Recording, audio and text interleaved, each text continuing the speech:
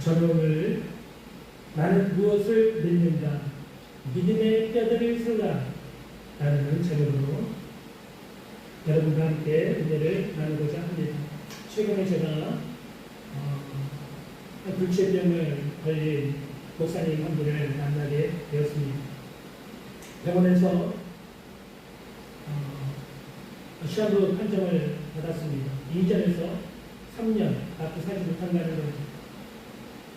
교회에서 목사님이 심호하고 계시는데 작년 6월달에 이 병이 발견을 했다고 합니다. 처음에는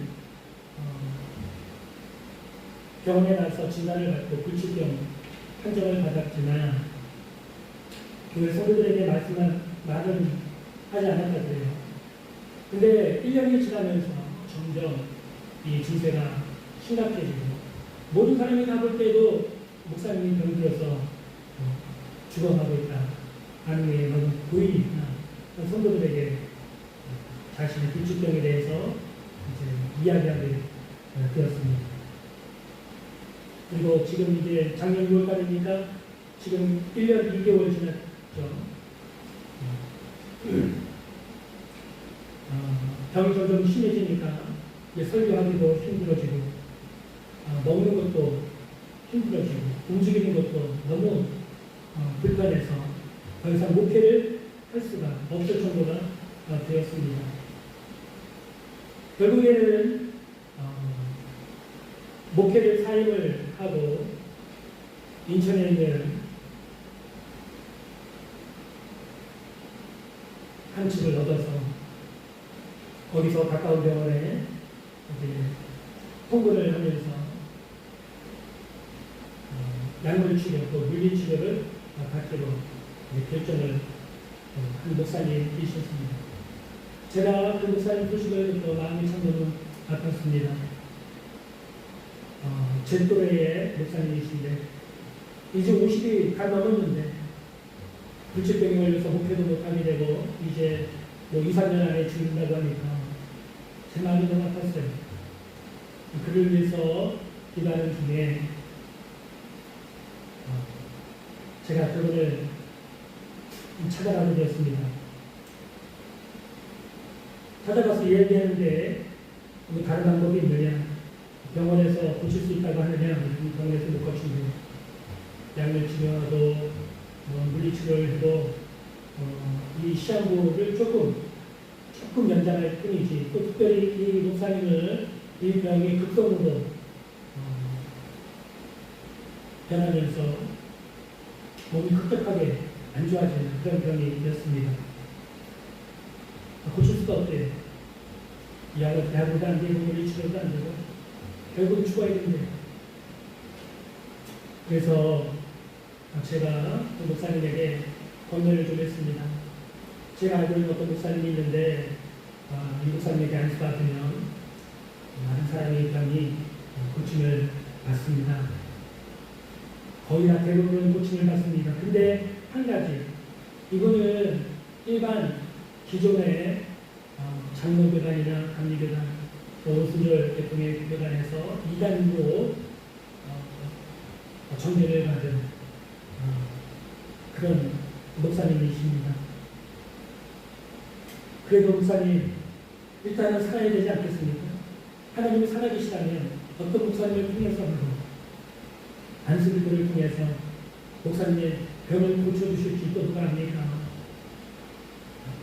비록 이단이라고 하지만 가서 한번 안수를 받아봅시다.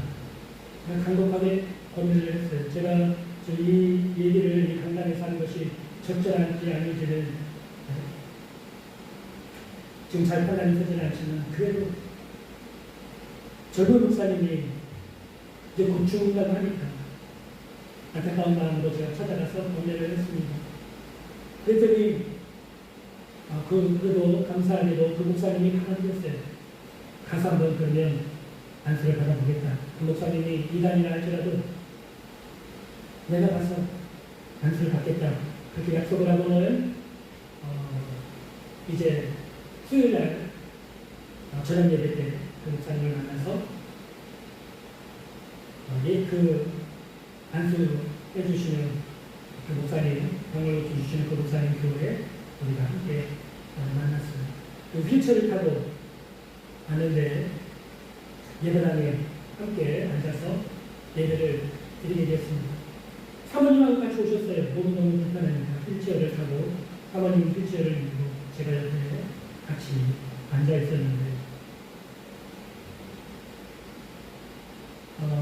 예배를 드리기 시작하면서 찬양을 먼저 하잖아요. 뜨겁게 이렇게 수요 저녁 예배 때 성도들이 찬양을 하고 있는데 갑자기 사모님이 자리에서 일어나더니 목사님 귀에 대고 소금 뭐라고 말하더니 저한테 그러는 거예요. 목사님 도저히 안 되겠어요.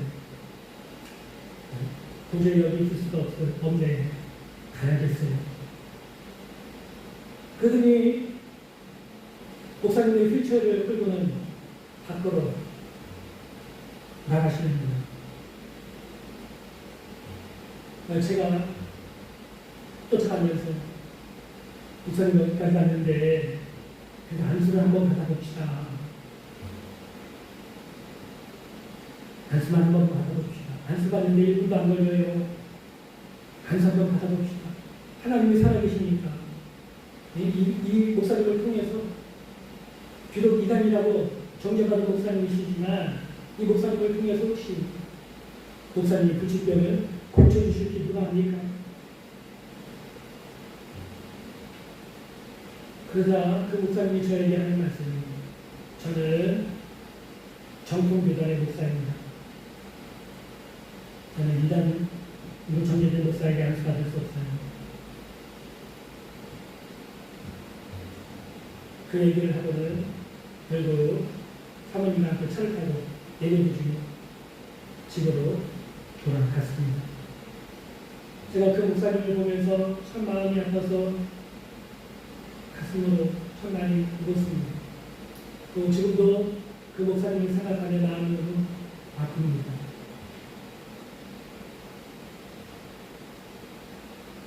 평소에 이 목사님은 믿음에 대해서 설교했을 텐데 성도들에게 믿으라고 믿어야 된다고 많은 설교를 했을 텐데 이 목사님이나 사모님이 믿으라고 한 그 말은 그 내용은 과연 무엇인가? 하나님이 살아계시다면 정말 하나님이 살아계심을 믿는다면 자기 자신의 노력이나 불치병이 걸려서 병원에서도 고칠 수 없다. 시험을 판정을 내린 그 병원에 기대를 걸 것이 아니라 목숨이 끊어지는 그 순간까지도 어떻게 해서든지 하나님이 고쳐주실 것을 믿고 매달리고 믿음으로 몸부림쳐야 될 목사님과 사모님이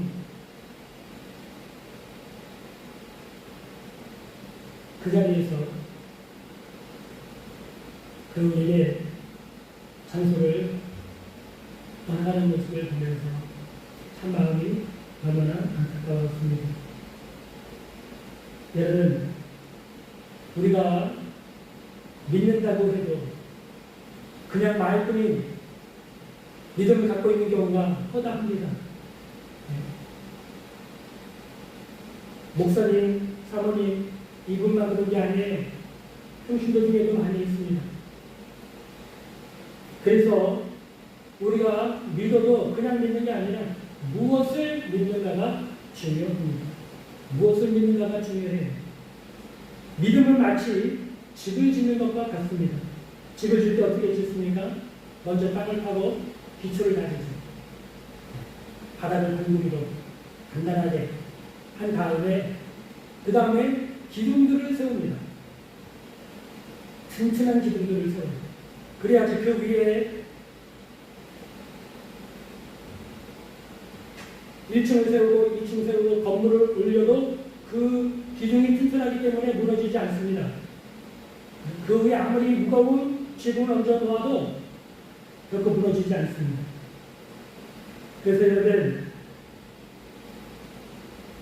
우리가 믿는다고 할 때 그냥 교회를 다니면서 나 그냥 하나님 믿습니다. 나 그냥 예수님 믿습니다. 이렇게 말로만 할 게 아니라 믿음의 뼈대를 튼튼하게 세워야 합니다. 분명하게 알고 믿어야 돼요. 오늘 본문에 보면 히브리서 11장 6절에 보면 믿음이 없이는 하나님을 기쁘시게 하지 못하나니 하나님께 나아가는 자는 반드시 그가 계신 것을 믿어야 되고 또한 그가 자기를 찾는 자들에게 상 주시는 이심을 믿어야 한다고 말씀하고 있습니다. 나는 무엇을 믿는가? 믿음의 뼈대를 세우라. 첫 번째 오늘 시간인데요. 나는 무엇을 믿는가? 내가 믿는 믿음의 뼈대는 무엇인가? 첫 번째는 하나님이 살아계시다는 것을 믿는 것입니다. 하나님이 지금도 살아계시다는 것을 믿는 거예요. 성경에만 기록되어 있는 하나님이 아니라 지금도 살아계셔서 과거의 우주 만물을 창조하시고 다스리시고 섭리하시고 기적을 베푸시고 구원을 베푸신 그 하나님이 오늘날도 살아계셔서 나와 함께 하신다고 하는 그 믿음을 가져야 하는 것입니다. 오늘날 우리가 살고 있는 세상은 무신론과 진화론을 믿는 세상입니다. 인본주의가 판을 치고 있습니다. 물질만능주의의 세상 속에 우리가 살고 있습니다. 사람들은 다른 사람들보다 뛰어난 능력이 있고 재능이 있고 재주가 있고 학식이 있는 그런 사람들을 찬양하고 또 그런 사람들을 기대하고 그런 사람들에게 박수를 치면서 영광을 돌립니다. 그러나 하나님을 믿거나 하나님께 영광을 돌리지는 않습니다. 오히려 하나님을 비웃고 적대시합니다. 과거에 2000년 전에 하나님의 아들이 이 땅에 왔을 때 사람들이 어떻게 하나님의 아들을 대우했습니까? 비웃고 조롱했습니다. 그리고 마침내는 그를 십자가에 못 박아 죽였습니다. 그것이 하나님을 믿지 않는 이 세상에서 벌어지고 있는 일들입니다. 이런 모습은 과거에도 오늘날에도 미래에도 변함없는 세상의 모습입니다. 여러분이 만일 믿지 않는 사람들의 모임에 가서 하나님에 대해서 한번 대화를 시작해 보십시오. 거기에 있는 모든 사람들이 여러분을 정신 이상자로 생각할 것입니다. 그처럼 여러분, 우리가 살고 있는 이 세상은 하나님을 믿지 않습니다. 하나님의 존재를 인정하지 않습니다. 하나님을 비웃습니다. 하나님에 대해서 적대시하는 세상이 바로 우리가 살고 있는 이 세상인 것입니다. 시편 14편 1절에서 3절에 보면 어리석은 자는 그의 마음에 이르기를 하나님이 없다 하는도다. 그들은 부패하고 그 행실이 가증하니 선을 행하는 자가 없도다. 여호와께서 하늘에서 인생을 굽어 살피사 지각이 있어 하나님을 찾는 자가 있는가 보려 하신즉 다 치우쳐 함께 더러운 자가 되고 선을 행하는 자가 없으니 하나도 없도다. 여러분, 우리가 이 세상을 살면서 이 세상에서 기대할 게 아무것도 없어요. 이 세상은 하나님이 없다고 주장하는 세상입니다. 불신자들이 살고 있고 우상숭배자들이 살고 있고 다 치우쳐서 더럽게 되고 도둑질하고 가늠하고 술 취하고 남을 속이고 하나님을 비웃고 조롱하고 멸시하는 사람들로 가득 찬 세상입니다. 우리가 세상에서 무엇을 기대합니까?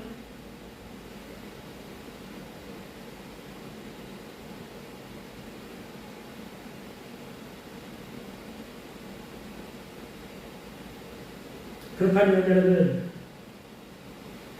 우리가 믿음의 뼈대를 세울 때 하나님이 살아계시다, 이것을 우리가 믿는 믿음의 뼈대를 세워야 되는데 어떻게 하나님이 지금도 살아계시다는 것을 믿을 수 있습니까?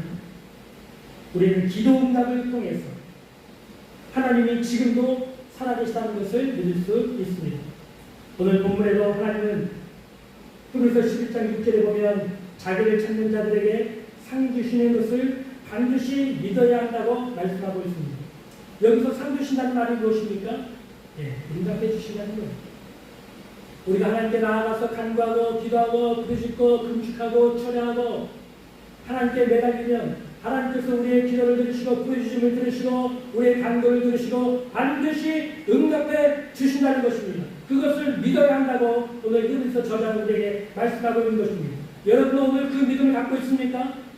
하나님께 부르짖어 기도하고 간구하고 기도하면 하나님께서 여러분의 기도에 응답해 주신다는 믿음을 갖고 있습니까? 그 믿음을 갖게 되시기를 주님의 이름으로 축원합니다. 기도의 응답이 바로 하나님이 지금도 살아계시다고 하는 증거예요. 히브리서 11장 1절과 2절을 보겠습니다. 믿음은 바라는 것들의 실상이요 보이지 않는 것들의 증거니 선진들이 이로써 증거를 얻었느니라. 예. 믿음은 증거를 얻는 거예요. 우리가 하나님을 믿는다면 우리가 하나님께 앞에 나아가서 기도하게 될 것이고 기도하게 되면 기도 응답을 증거로 얻게 되는 것입니다. 그러므로 여러분 하나님을 믿는 사람 속에는 증거가 있어요. 하나님이 지금도 살아계시다는 증거가 그 속에 있는 것입니다. 제가 요즘에 구약 성경 민수기와 신명기 말씀을 읽고 있는데요. 그 말씀에 보니까 이스라엘 백성들이 광야에서 40년 동안 방랑생활을 합니다. 여러분 광야를 한번 생각해 보십시오. 집이 있습니까? 밭이 있습니까? 열매 맺는 나무가 있습니까? 또는 풀이 있습니까? 가축들을 먹일 수 있는 초장이 있습니까? 아니면 물이 있습니까? 아무것도 없는 그냥 광야예요. 광야. 그러나 이스라엘 백성들이 하나님께 먹을 것을 달라고 부르짖을 때 하나님께서는 만나와 메추라기를 주십니다. 물이 없다고 갈에서 하나님께 부르짖을 때는 하나님께서 반석을 쳐서 물이 나오게 하셔서 이스라엘 백성과 가축이 마시게 하셨습니다. 광야 40년 동안에 거의 200만 명이나 되는 이스라엘 백성들이 먹고 마심에 조금도 부족함이 없도록 하나님이 채워주신 것입니다. 이스라엘 백성들이 부르짖을 때마다 하나님께서 그들의 기도를 들으시고 응답해 주시고 때로는 전쟁할 때 구원해 주시고 낮에는 금기둥으로 밤에는 불기둥으로 그들을 지키시고 보호해 주신 살아계신 하나님을 그들은 광야에서 40년 동안 체험을 했던 것입니다.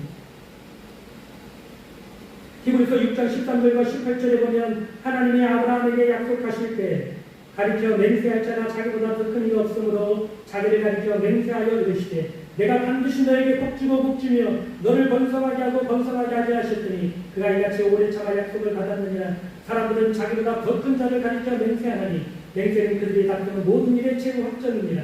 하나님은 약속을 기업으로 받는 자들에게 그 뜻이 변하지 아니함을 충분히 나타내시려고 그 일을 맹세로 보증하셨나니 이는 하나님이 거짓말하실 수 없는 이 두 가지 변하지 못할 사실로 말미암아 앞에 있는 소망을 얻으려고 피난처를 찾은 우리에게 큰 안위를 받게 하려 하십니다. 하나님이 성경에 약속하신 것은 자기의 이름을 걸고 맹세로 약속을 주셨다는 거예요. 뿐만 아니라 하나님은 거짓말을 하실 수 없는 거짓말을 하시지 않는 하나님이시기 때문에 우리가 하나님이 주신 약속을 붙들고 기도하며 응답해 주신다고 하는 그 하나님의 맹세를 하시고 우리에게 주신 그 약속, 거짓말을 하실 수 없는 그 하나님의 분명한 약속, 그 약속을 우리가 붙들고 하나님 앞에 간구하고 기도하면 하나님이 반드시 응답해 주시는 것입니다. 예레미야 33장 3절에 너는 내게 부르짖으라 내가 내게 응답하겠고 내가 알지 못하는 그 은밀한 일을 내게 보이리라. 시편 116편 2절에는 그의 귀를 내게 기울이셨으므로 내가 평생에 기도하리로다. 마태복음 7장 7절과 8절에 구하라 그리하면 너에게 주실 것이요 찾으라 그리하면 찾아낼 것이요 문을 두드리라 그리하면 너에게 열릴 것이니 구하는 이마다 받을 것이요 찾는 이는 찾아낼 것이요 문을 두드리는 이에게는 열릴 것입니다. 어떤 목사님이 설교 중에 나는 죽어서 관에 들어갈 때까지 기도할 것이다 라고 말하는 이야기를 제가 들은 적이 있습니다. 목숨이 끊어져서 관에 들어가는 그 순간까지도 나는 기도할 것이다. 왜 그렇게 기도하겠습니까? 하나님이 살아계시기 때문입니다. 하나님이 살아계심을 믿으면 여러분 우리는 기적을 믿게 되고요. 우리는 소망을 갖고 살게 되고요. 기도하면서 살게 되고요. 하나님의 도움을 받으면서 살게 되는 것입니다. 하나님의 살아계심을 믿는다. 우리 기적을 믿게 됩니다. 여러분 기적을 믿습니까? 여러분의 기도가 응답될 것을 믿으십니까? 여러분 소망을 갖고 계십니까? 여러분 하나님의 도움으로 살고 계십니까?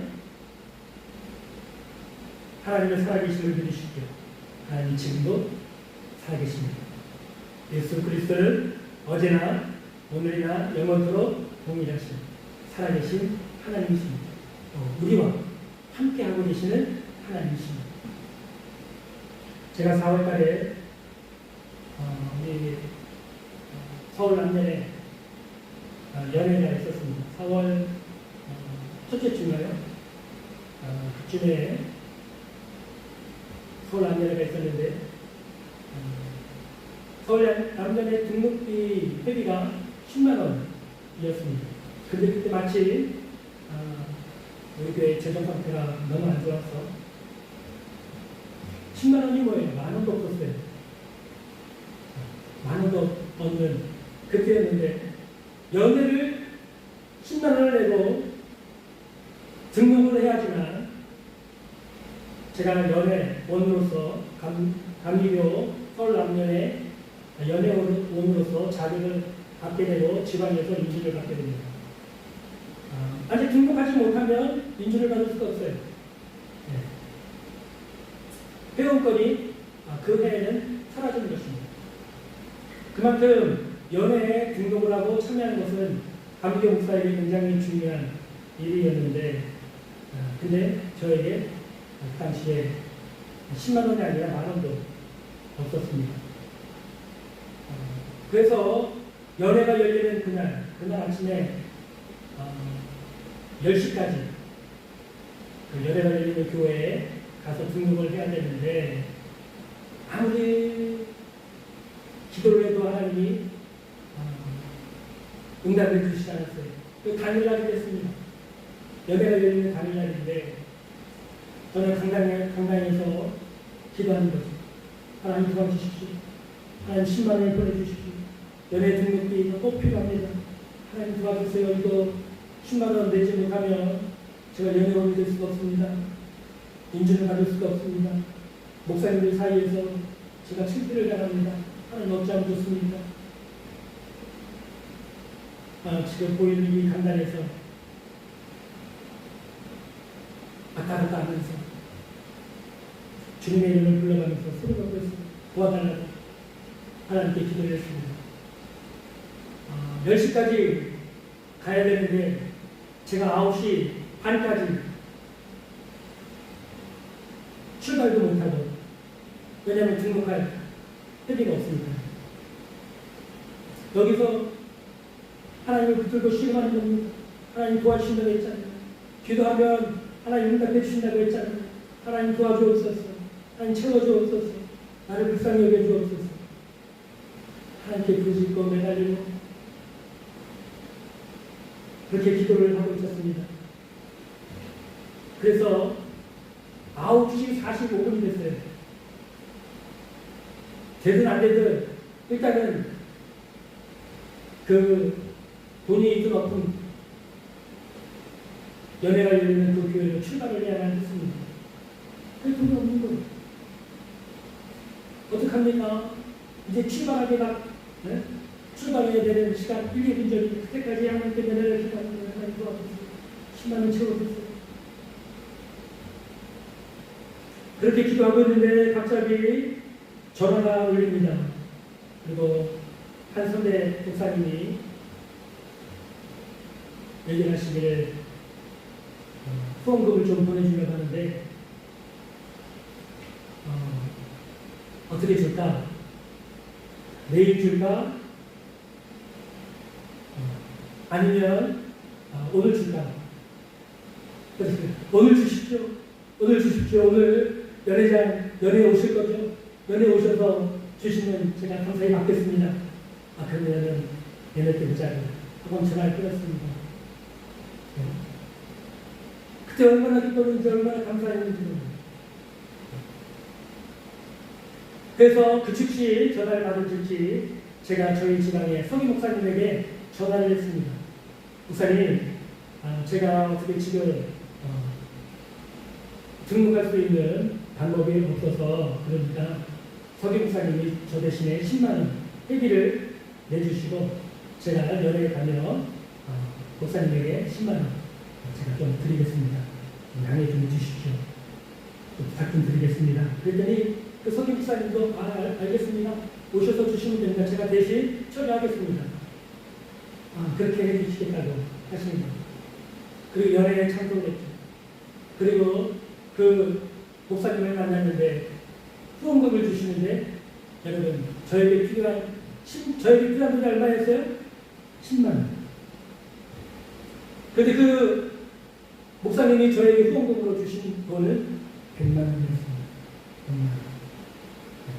차고 넘치도록 하나님이 채워주신 것입니다. 할렐루야. 하나님 살아계십니다.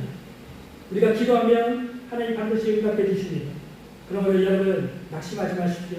절망하지 마십시오. 포기하지 마십시오.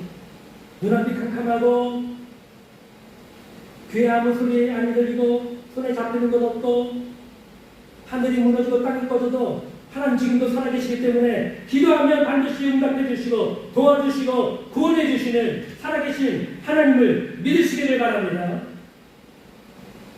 이것이 우리가 첫 번째로 세워야 될 믿음의 기둥이에요. 하나님을 살아계십니다. 기도하면 반드시 응답해 주십니다. 이것이 우리가 세워야 될 가장 첫 번째 기둥입니다. 두 번째는 나는 무엇을 믿는가? 두 번째 믿음의 기둥은 하나님의 말씀을 믿는 것입니다. 히브리서 11장 3절을 보겠습니다. 믿음으로 모든 세계가 하나님의 말씀으로 지어진 줄을 우리가 아나니 보이는 것은 나타난 것으로 말미암아 된 것이 아닙니다. 여러분 이 세계가 하나님의 말씀으로 지어진 것을 우리 성도들은 다 알고 믿고 있습니다. 어떻게 알고 있습니까? 어떻게 하셨어요? 하나님의 말씀을 통해서 창세기 말씀을 보니까 하나님께서 태초에 이 천지 만물을 창조하실 때 말씀으로 창조하셨다는 사실을 우리가 성경을 통해서 보고 읽고 듣고 믿게 된 것 아닙니까? 우리가 이처럼 하나님의 말씀을 통해서 알고 믿는 것입니다. 따라서 하나님을 믿는다는 것은 바로 말씀을 믿는 거예요. 하나님을 믿는 것이 곧 말씀을 믿는 것입니다. 말씀을 믿는 것이 곧 하나님을 믿는 거예요. 하나님 말씀을 모르면 하나님을 믿는다고 하는 말이 헛된 말인 것입니다. 자기 생각을 믿는 거예요. 자기 느낌을 믿는 거예요. 아니면 자기에게 주어진 그냥 환경대로 살아가는 거예요. 뿐이지 믿는다고 참 믿음이라고 할 수 없는 것입니다. 그런데 오늘날 많은 성도들이 믿는다고 하면서도 말씀을 믿지 않고 자기 생각을 믿고 자기 느낌이나 경험을 믿고 환경에 눌려서 사는 경우가 많습니다. 그 결과 믿음이 자라지 않아서 10년, 20년, 30년을 믿어도 어린아이와 같이 유치한 신앙생활하는 사람들이 많은 것을 보게 됩니다. 조금만 마음에 안 들어도 삐지고 빼지고 11월 정도가 되면은 교회에서 목사님들이 속장을 세우는데 속장을 안 하겠다고 교회를 20년, 30년 다니는 권사님들이 그렇게 11월, 12월 속장을 세우는 감리교에서 속장을 세우는 그때가 되면 그렇게 목사님들 속을 쓰긴다고 그래요. 믿음이 자라지 않은 거예요. 믿는다고 하지만 사실은 자기 생각을 믿고 살아온 거예요. 자기 느낌이나 경험으로 살아온 거예요. 환경에 의해서 그냥 떠밀리듯이 살아온 거예요. 저를 따라하겠습니다. 내 생각은 믿음이 아니다. 내 느낌은 믿음이 아니다. 나의 환경은 믿음이 아니다. 내 생각이나 내 느낌이나 경험이나 환경은 믿음이 아니에요. 믿음은 무엇입니까? 믿음은 내 생각을 초월하고 내 느낌이나 경험을 초월하고 내가 살고 있는 환경을 초월해서 하나님의 말씀을 믿고 붙들고 사는 거예요. 할렐루야. 그게 믿음이에요. 여러분 어떻게 죽은 사람이 3일 만에 다시 살아날 수가 있습니까? 어떻게 사람이 바다 위를 걸을 수가 있습니까? 불가능한 거예요. 내 생각으로는 안 돼요. 내 경험으로나 느낌으로도 안 돼요. 나에게 주어진 환경으로는 도저히 불가능한 일이에요. 그러나 하나님을 믿으면, 하나님의 약속을 믿으면, 하나님의 말씀을 믿으면 불가능이 없는 것입니다. 불가능한 일이 가능한 일이 되는 것입니다. 하나님의 기적이 나타나는 것입니다. 내 믿음대로 될지어다 하나님이 말씀하시고 선포해 주시고 기적이 일어나게 되는 것입니다. 그게 믿음이에요. 하나님이 죽는다고 하면 죽는 거예요. 하나님이 산다고 하면 사는 거예요. 내 생각과 관계없어요. 내 느낌과 관계없어요. 내가 살고 있는 주어진 환경과 관계없습니다. 하나님의 말씀이 된다고 하면 되는 거예요. 안 된다고 하면 안 됩니다. 그러나 하나님의 말씀은 믿는 자에게 능치 못함이 없다라고 말씀하셨기 때문에 우리는 가장 절망적인 순간에도 하나님의 약속의 말씀을 믿고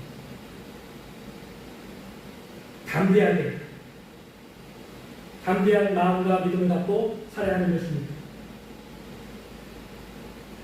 이처럼 믿음은 우리의 생각을 초월하고 우리의 느낌이나 경험을 초월하고 환경을 초월해서 하나님의 말씀을 믿는 거예요.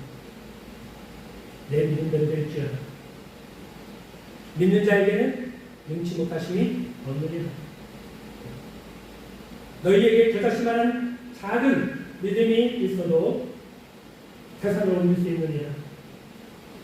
우리는 그 하나님의 말씀을 믿는 거예요. 뿐만 아니라 여러분 오늘날 성도들은 믿는다고 하면서도 말로 입으로 불신의 말을 너무나 많이 합니다. 교회에서 여러분 말씀을 들을 때는 다 아멘 하는 것 같지만 교회 밖에만 나가면 노멘 그러고 있어요.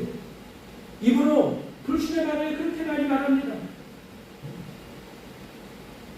교회에서는 믿습니다. 아멘 믿습니다. 아멘 그렇게 될 줄로 믿습니다. 그렇게 고백하는 것은 집에 가서 삶의 현장에 들어가서 사업장에 가서 가게에 가서 직장에 가서 사람들을 만나서 말할 때는 불신의 말을 쏟아놓는 거예요.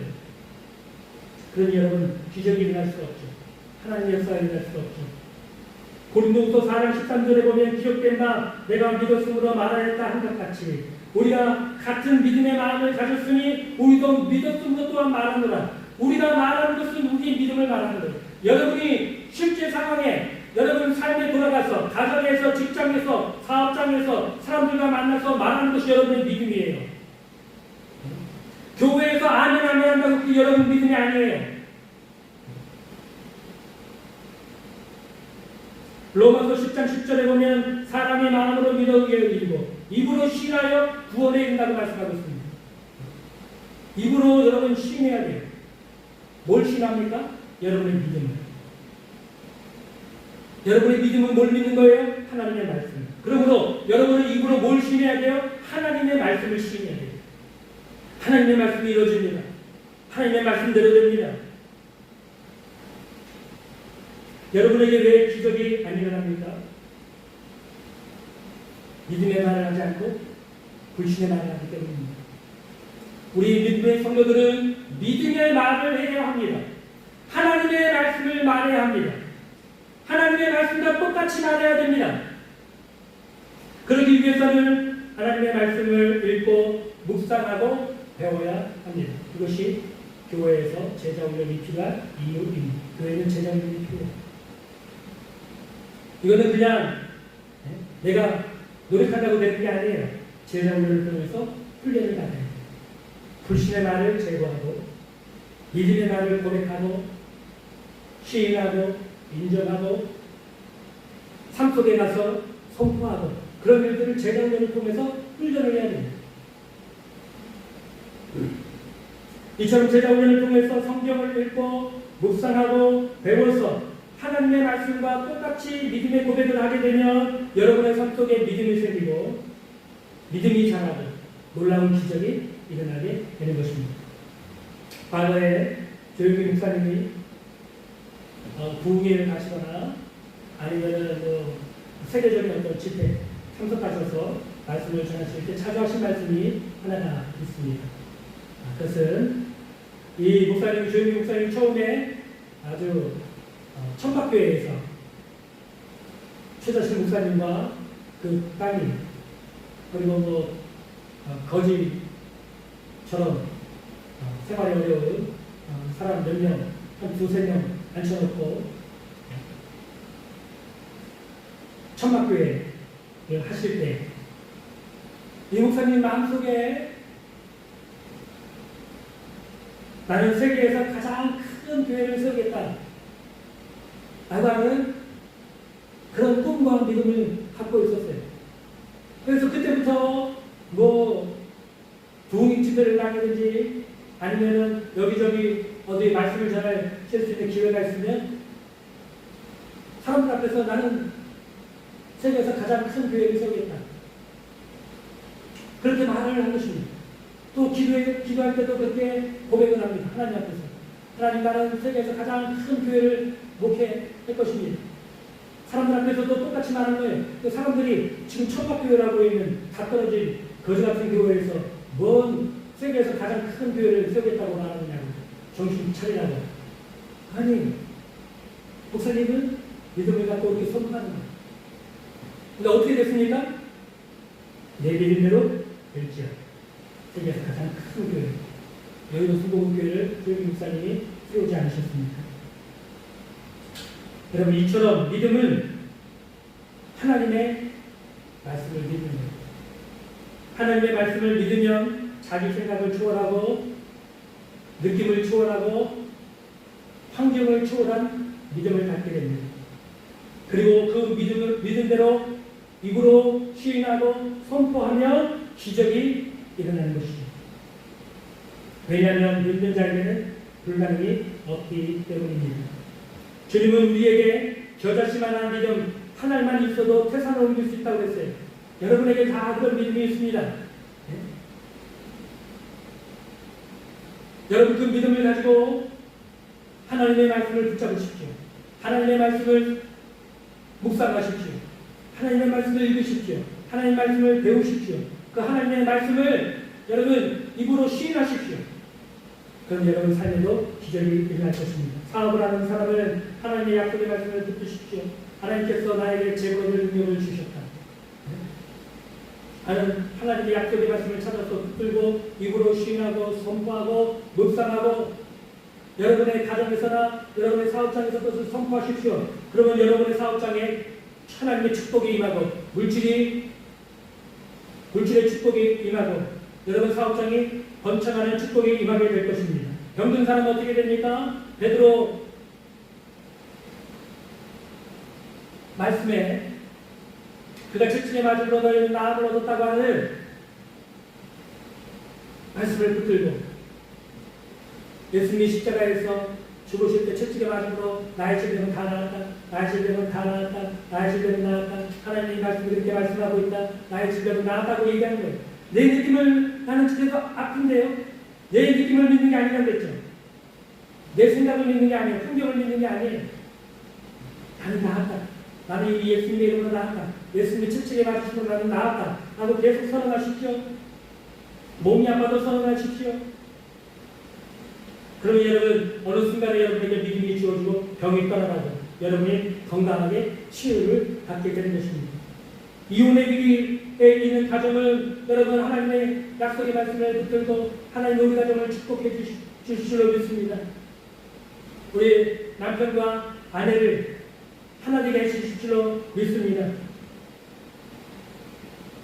사랑 안에서 하나를 이루는 가정으로 만들어주실 줄로 믿습니다.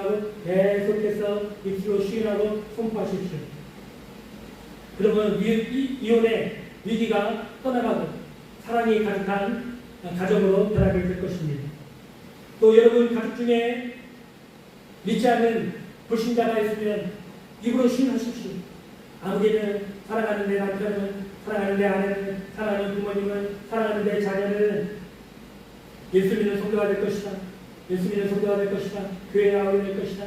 교회 나오게 될 것이다. 예수님 믿고 구원받게 될 것이라고 계속해서 선언하십시오. 하나님께서 그 믿음을 보시고 내 믿음대로 될지어다. 하나님의 역사하실 때까지 계속해서 그 믿음을 선포하십시오.